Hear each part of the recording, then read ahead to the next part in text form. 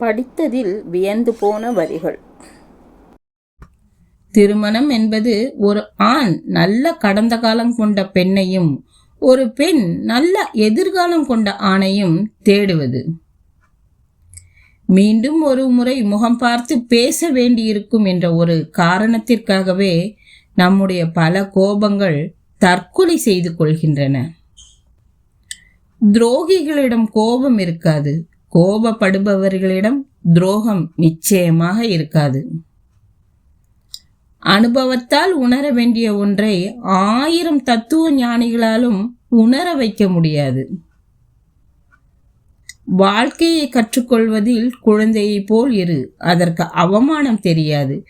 விழுந்தவுடன் அழுது முடித்து திரும்பவும் எழுந்து நடக்கும். வெட்டாதீர்கள், மழை தருவேன் என்கிறது மரம். வெட்டுங்கள், மழை நீரை சேமிப்பேன் என்கிறது குளம். பிச்சை போடுவது கூட சுயநலமே, புண்ணியம் கிடைக்கும் என்று நினைத்துதான். பணத்தின் மதிப்பு தெரிய வேண்டுமா? செலவு செய்யுங்க.